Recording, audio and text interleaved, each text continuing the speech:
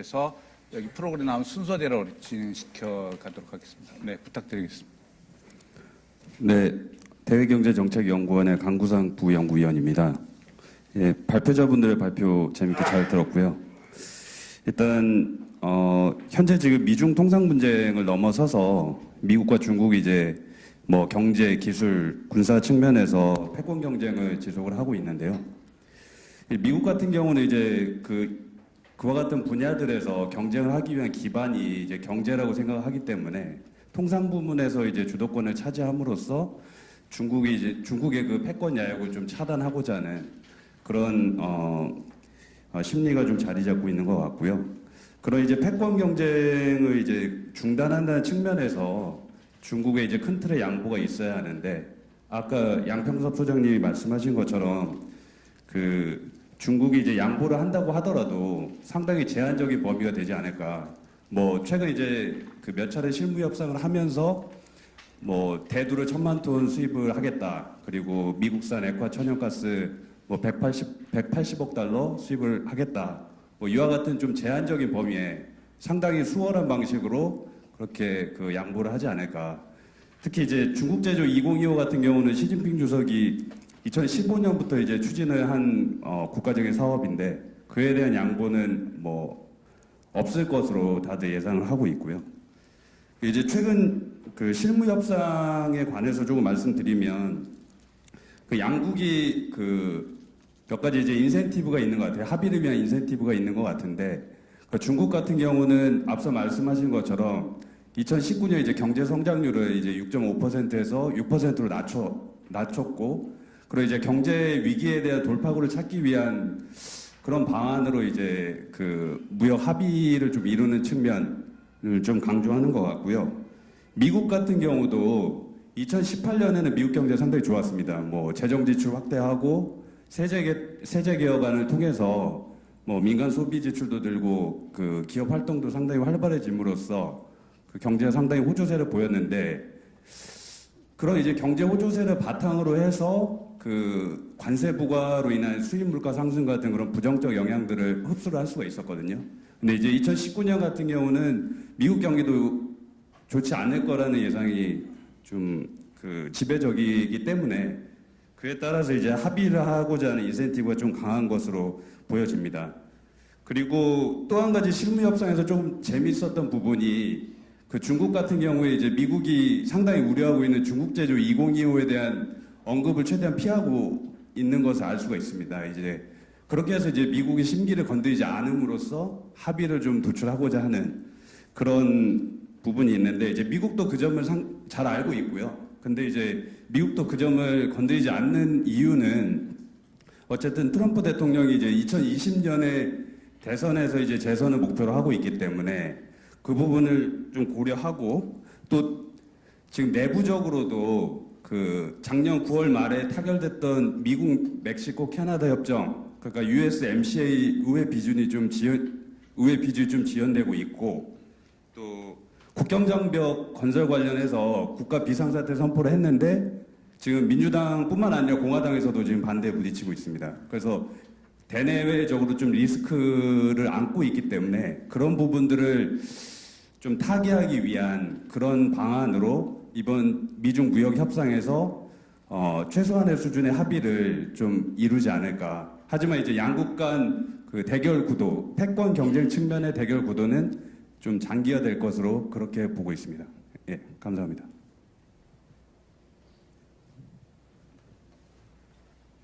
예, 안녕하십니까. 코트라에서 중국을 담당하고 있는 정환호 조사 담당관입니다. 오늘 좋은 기회를 주셔가지고 굉장히 빠른 시간에 아주 집중되게 좋은 공부를 했습니다. 세 분께 감사드립니다. 사전에 간단하게 메모를 준비해서 발표자분들한테는 자료를 드렸는데요. 그거 순서대로 세 가지를 지적을 나름대로 드는 생각을 정리를 해서 해봤습니다. 뭐 정의까지는 아니고 지적사항입니다. 세 가지인데, 첫 번째로는 가만히 보면 지금 뭐 미국 측 이렇게 원래 토론은 미국 측, 중국 측, 한국의 영향 이렇게 준비를 하신 것 같은데, 전반적인 분위기를 보면 제가 느끼기에는 중국만 가지고 얘기하는 것 같아요. 그래서 미국을 한번 좀 이렇게 말씀드려 볼까 합니다. 이제 7월 1일부터 작년 7월 1일부터 미국과 중국이 서로 이제 보복 관세를 이제 치고받고 있는데 그때부터 이제 달별로 이렇게 수출이 어떻게 되는지를 봤습니다. 일단 수출 효과를 보면 중국 측 자료를 보면 올해 1월까지 자료가 나왔는데 거기에 보면 중국의 수입에서 미국이 차지하는 비중, 즉 미국의 중국 수입 시장 점유율이죠. 이게 2017년 12월에 9.2%였었어요. 그런데 올해 1월, 19년 1월에 5.2%로 줄어들었습니다. 그래서 이제 4%로 늘어가면 이제 다음 달이나 다다음 달 되면 아마 이제 반타작이 되겠죠. 그런데 중국의 대미 수출은 비중이나 미국 기준으로 보면 미국 기준으로는 11월까지밖에 자료가 안 나왔지만 아직 크게 영향을 받지 않고 있습니다. 이런 게 단적으로 이게 미국한테 이게 수출 이 타격이 사실은 그렇게 크지는 않겠지만 그걸 감안하더라도 일단 수출입에 대한 영향에서는 일방적으로 미국이 지금 굉장히 멍이 들고 있는 거죠. 그래서 이게 궁금해가지고 좀 품목별로 보니까 처음에 7월부터 이제 중국이 집중적으로 이제 공격했던 지금 이제 박사님도 말씀하시고 그랬던 품목들이 그렇습니다. 뭐 대두가 포함된 곡물이라든지 이런 게 한 89% 빠지고 뭐 자동차도 80% 되고요. 이런 게 또 LPG가 들어가 있는 석유 연료도 한 70%, 80% 이렇게 빠지고 있습니다. 그러니까 그런데 즉 이제 중국이 다른 데도 때렸지만 대응을 하면서 집중적으로 미국이 가장 아픈 데를 많이 때렸고 작년부터 언론에 많이 나왔지만요. 그랬던 게 효과가 나타나더라고요. 그래서 이런 걸로 봤을 때는 아까 이제 안덕권 교수님께서도 말씀하시고 박사님께서도 지적을 하셨는데 미국이 중국에 대해서 공격을 하는 뭐 여러 가지 입장이라든지 논리도 있겠지만 실질적인 충격 이런 걸로 봤을 때는 트럼프 정부로서도 지금 시점에서 이거를 무작정 밀고 나갔다고는 문제가 있는 거 아니냐.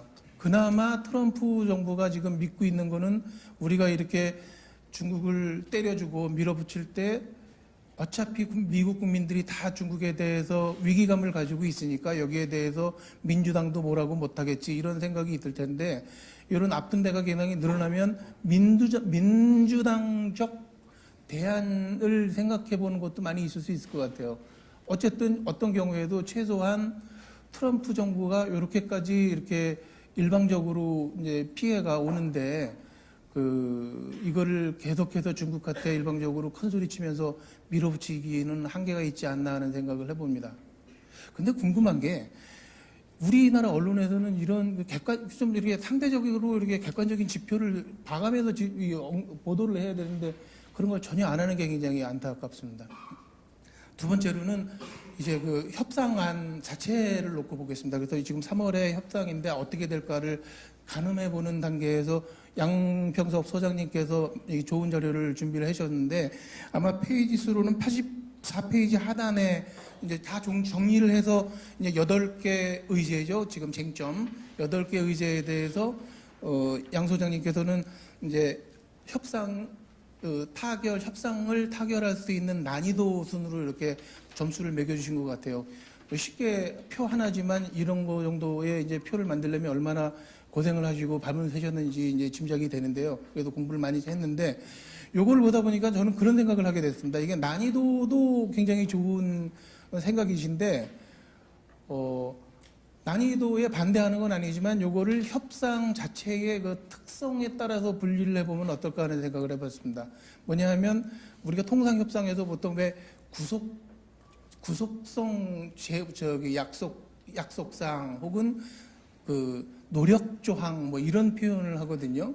노력조항은 협상에 이렇게 넣긴 하지만 서로가 감독하거나 뭐 구체적인 조치나 이런 게 굉장히 애매한 게 많아서 앞으로 열심히 하겠다.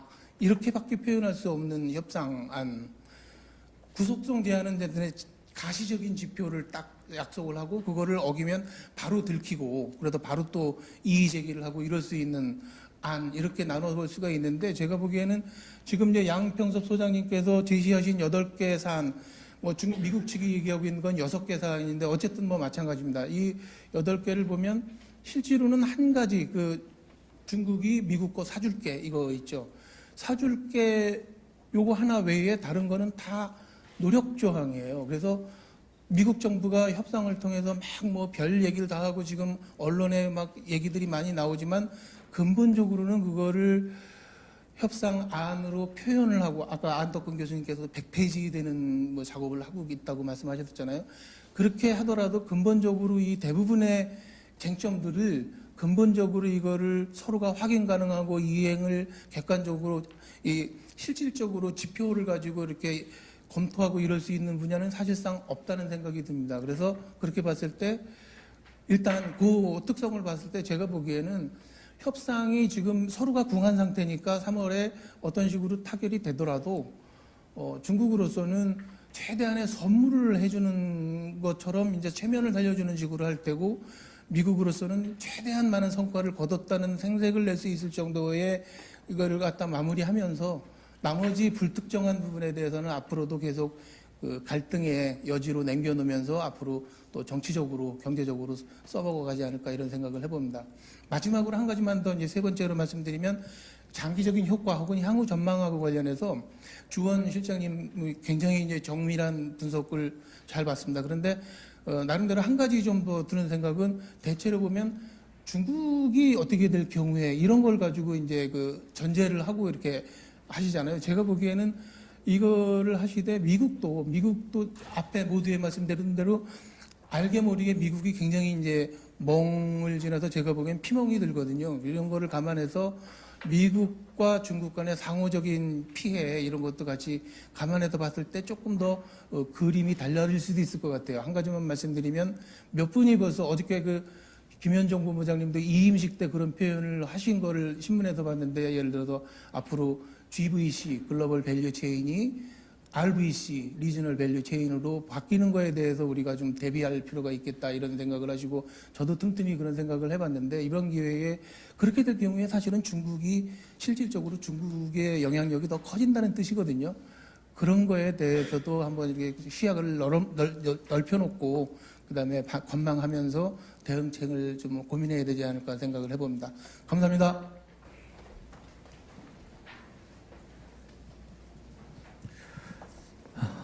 네, 안녕하십니까. 사업연구원 김바우입니다. 예, 먼저 발표 잘 들었고, 짧은 시간 동안, 이 통상마찰 기저에 숨어 있는 그런 배경들, 역사적 배경들이나 아니면 보지 못했던 측면들에 대해서 많이 들을 수 있어서 감사했습니다.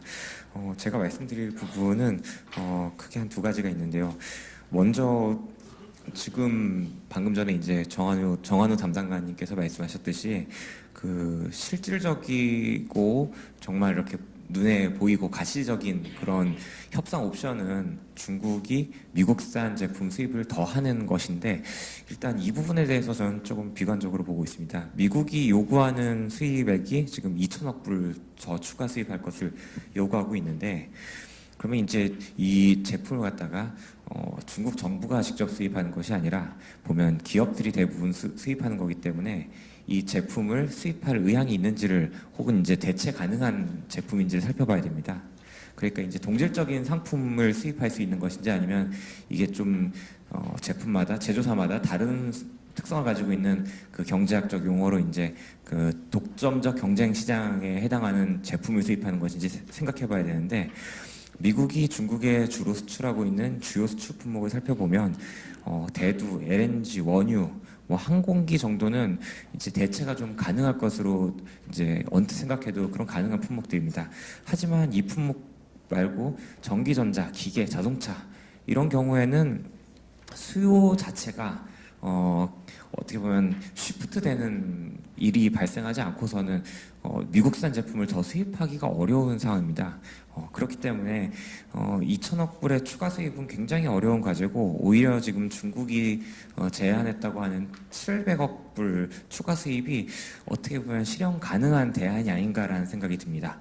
그런데 이 지금 수입을 증가하는 조건에 대해서 그러면 인센티브가 있어야 합니다. 그러니까 중국이 사실 물론 중국이란 나라는 자기네들이 이야기한 걸 좀 더 쉽게 이렇게 적용할 수 있는 나라긴 합니다. 그 방금 전에도 토론자께서 말씀하셨듯이 중국이 추가 관세를 부과한 품목은 추가 관세를 7월, 8월, 9월에 이렇게 부과했지 않습니까? 그 다음 달에 즉시 전년 대비 대미국 수입이 마이너스로 돌아섰습니다. 예, 근데 수출 같은 경우에는 뭐 밀어내기 이야기도 있긴 하지만 어쨌든 상당히 2018년 실적이 지금 좋은 걸로 나오고 있습니다.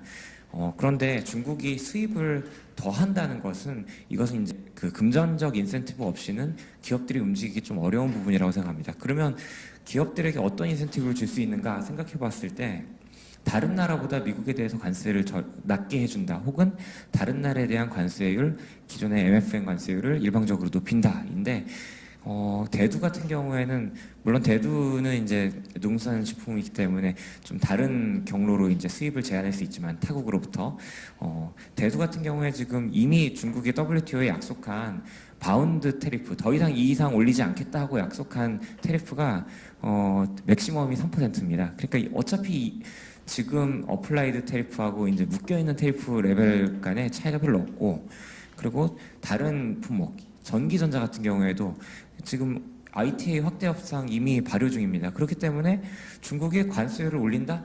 이것은 지금 WTO나 이제 다른 나라와 체결한 그런 무역 협정의 정면으로 배치되는 상황이라서 실질적으로 다른 나라에 대한 제3국에 대해 관세 인상이란 것은 사용하기 좀 어려운 카드로 보입니다.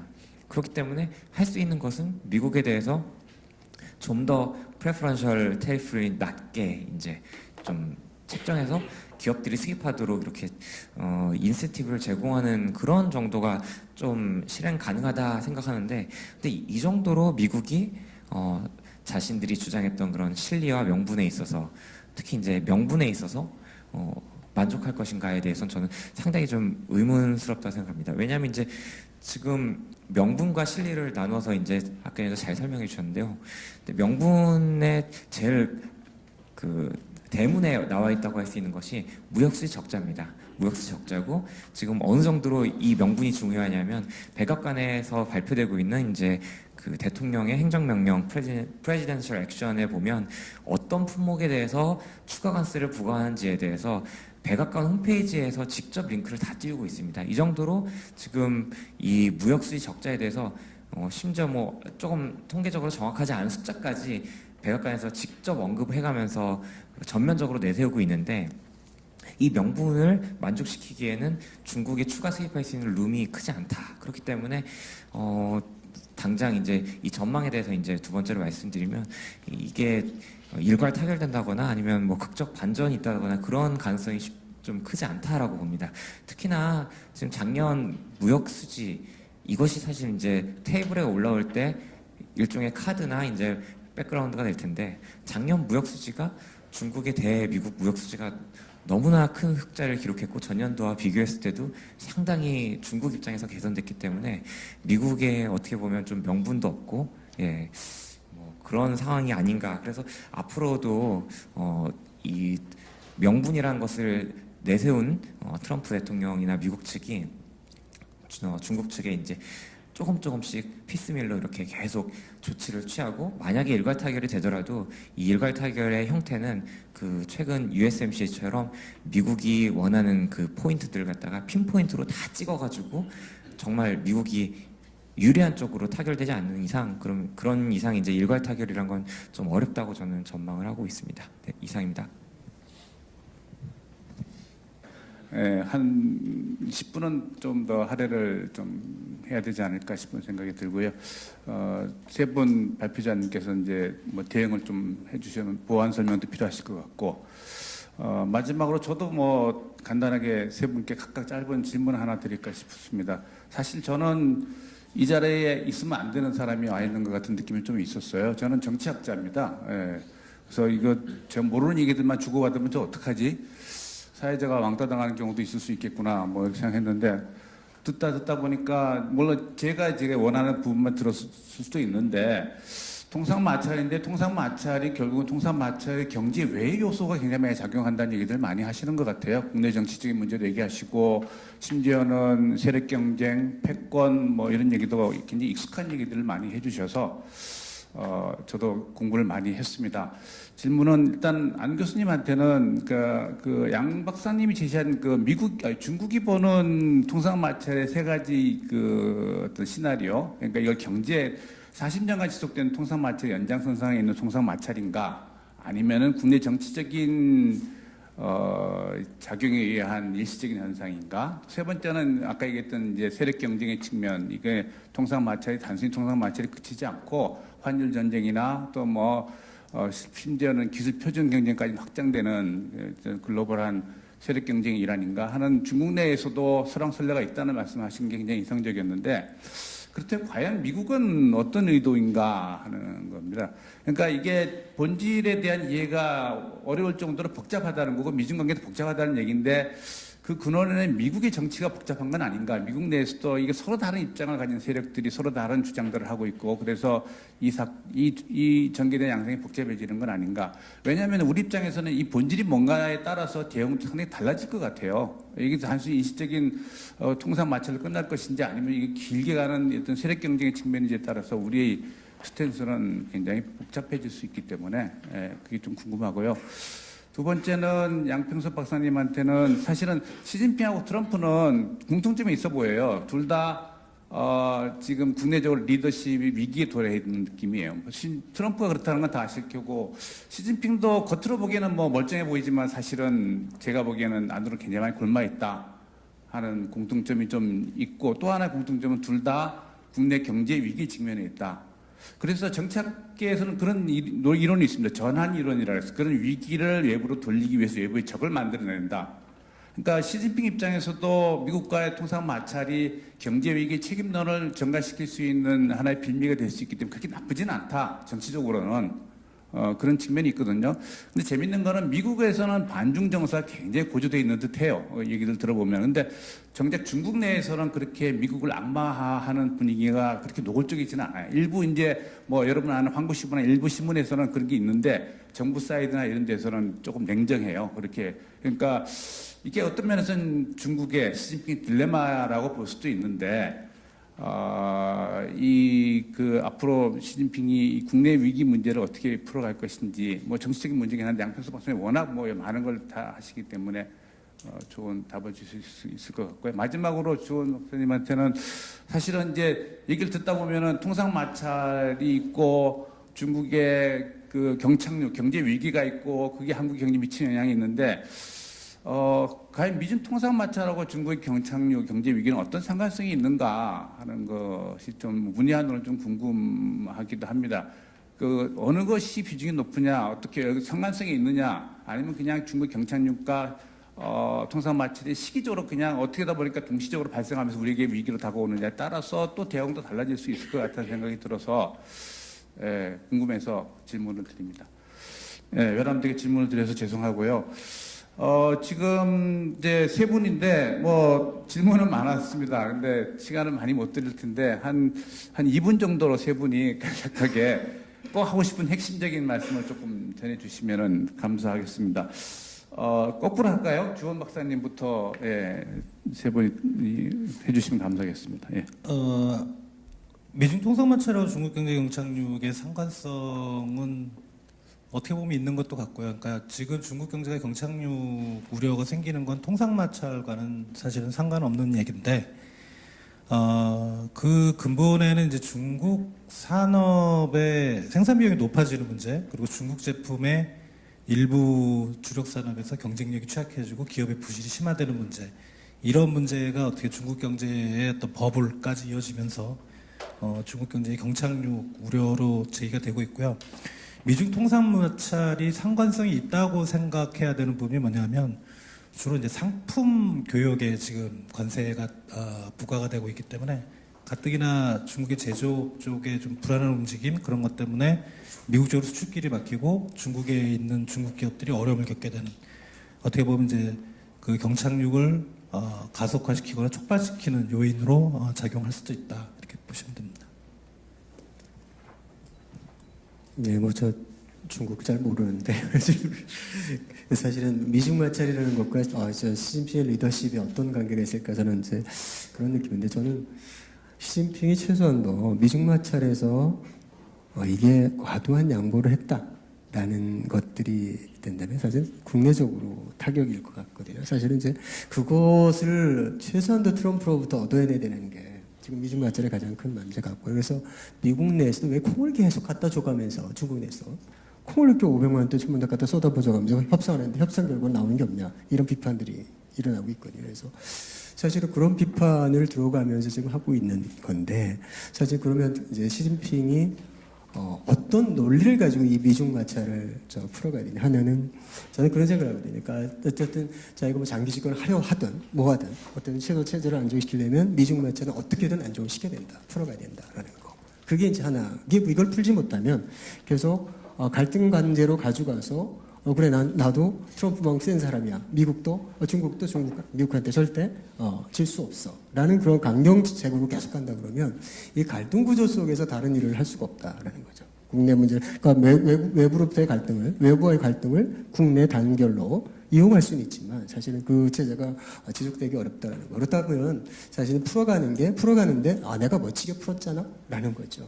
멋지게 풀었는데 최소한의 양보를 하고 풀었잖아? 라는 거죠. 그러다 보니까 저도 협상을 하는 과정이 만약에 미국이 원하는 80점의 점수를 준다 그러면 최소한 줄 수 있다 그러면 이건 상당히 많은 양보이기 때문에 트럼프도 대내적으로 타격일 거다. 그래서 류호가 얘기한 게 난 60점짜리까지 우리가 할 수 있는데 라고 얘기를 해버렸어요. 40%는 우리가 못해. 한 40%는 할 수 있는데 시간이 필요해. 이렇게 얘기를 해봤거든요. 내가 지금 너희한테 할 수 있는 게 40%밖에 안 되는데 그거 당장에 줄 수 있어.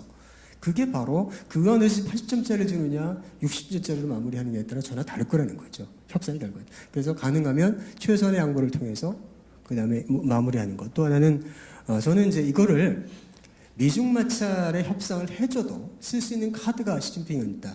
왜냐하면 개혁기반은 40년이라고 말씀드렸는데 사실 개혁을 더 해야 되는 제2의 개혁을 해야 되는 게 이유다라는 거죠.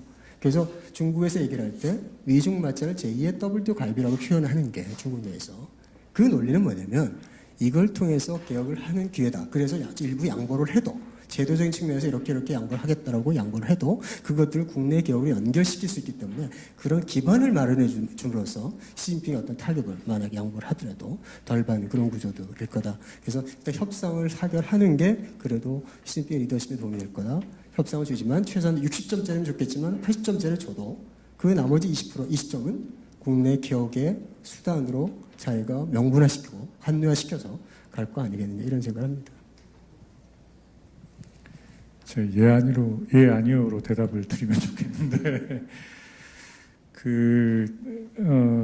무역 적자 문제로만 끝날 사안은 아니고요. 이게 그 무역 적자로 끝날 수 있다 그러면은 예를 들어서 중국이 우리나라로부터 반도체를 안 사고 미국으로서 반도체를 사주고 그래서 무역 적자를 0으로 줄여주면 미국이 지금 벌이고 있는 일을 그만둘 거냐 이렇게 생각하면 그렇게는 안 갈 겁니다. 그래서 무역 수지 적자 그를 줄이겠다고 지금 벌이는 문제는 아닌데 이 벌어지는 문제를 사례로 제가 하나 설명드리면 이런 게 있습니다.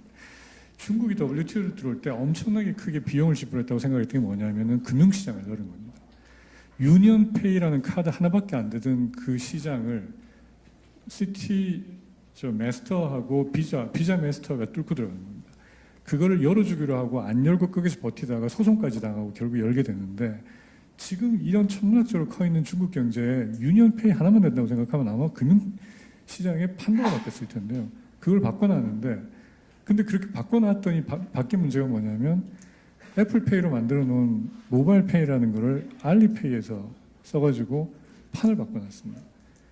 근데 우리나라 같은 데서는 모바일페이 결제를 어떻게 해야 될지 금융위원회에서 결정을 못하고 있는 상황에서 이미 명동과 대학가 부근에 있는 모든 상점들은 알리페이를 다 받고 있었거든요.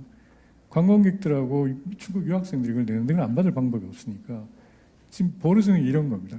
그래서 이제 이런 식으로 벌어져서 지금 소위 말하는 그 디지털 무역으로 이 판도가 바뀌고 이렇게 넘어가는 것이 기존에 있는 지재권 보호 그 틀과 수단으로는 이게 안 다뤄지는 문제가 되다 보니까 다시 지금 판을 바꾸고 있는 작업을 하고 있는 중인데 이 판을 바꾸는 작업이 이제 아까 제가 말씀드렸던 것처럼 미국은 지금 그 나프타 시장, 캐나다, 멕시코하고 EU하고 일본을 딱 옆에 끼고 지금 이제 중국을 상대로 전면전을 벌인다고 이제 보시면 되는 거고 여기에 우리나라가 사실 빠져 있다는 게 우리로서는 상당히 이제 우려가 되는 상황이 돼 있는 것이고, 아까 제가 보여드린 것처럼 중국 경제도 지금 구조적으로는 경상수지가 이게 거의 적자까지 돌아서는 상황이 되다 보니까 환율이 평가절하가 되어야 되는 상황인데, 대미 무역 수지 흑자가 계속 늘면서 미국은 여기다가 계속 지금 평가절 상을 시키려고 지금 달려들다 보니까 이게 이제 자꾸 환율 문제로 이게 비화가 될 거라고 지금 우려를 하고 있는 게 이제 그런 부분이 있는 것 같습니다. 그래서 이게 여러 가지 구조상 보면은 이게 확전이 되고 지속될 가능성이 높아 보입니다. 예, 세 분 발표자님 감사드리고요. 결국 뭐 이 회의의 궁극적인 답은 새로운 한중 관계를 모색하자는 거라고 알고 있습니다. 한중 관계 이제 26년 됐는데 제가 이렇게 보면서 한중 관계가 최근에 지금처럼 이렇게 조용한 한중 관계, 그러니까 정중동, 뭐 정중정, 뭐 이런 그러니까 특히 외교 안보에서는 이렇다 할 쟁점에는 현안이 없는 해가 거의 없었어요, 올해처럼. 좋은 건가 하는 생각이 드는데, 지난 20년 한중 관계는 사실은 정치, 안보, 외교 이슈가 굉장히 많았음에도 묻어갔던 거는 경제 협력을 견인해 왔기 때문에 가능했던 거거든요. 근데 지금 경제 협력부터 문제가 생기면 한중 관계는 사실은 새로운 구조로 가는 게 아닌가 싶고, 저는 사실은 더 크게 우려하는 거는 두 나라 국민 사이 정서가 굉장히 심상치 않다는 거예요. 예, 제가 어디 가서 이제 중국 얘기하는 게 굉장히 조심스러워요. 하도 중국 얘기들을 해대서 저를 욕하는 것 같고, 그래서 중국 얘기하는 게 조심스러울 정도로 중국에 대한 정서가 안 좋고, 중국에서도 한국에 대한 정서가 좋지도 않을 뿐만 아니라 약간 무관심으로 옮겨가는 듯한 느낌도 있어서, 이게 구조화됐을 때는 새로운 한중 관계를 모색하기가 굉장히 어려워질 수도 있겠다 하는 생각이 들어서, 여론을 이끌어 주시는 분들이 굉장히 좀 고민을 좀 해야 되는 문제가 아닌가. 우리가 중국 없이 살 수 있는 건가? 어떻게 하면 새로운 한중 관계를 만들 것인가 하는 것에 대한 고민은 굉장히 중요해졌다는 생각이 듭니다. 오늘 세 분 발표자님, 네 분 토론자님 너무 감사드리고요. 끝까지 경청해 주신 청중분들께도 너무 감사드립니다. 예, 감사합니다. 이상으로 마치겠습니다.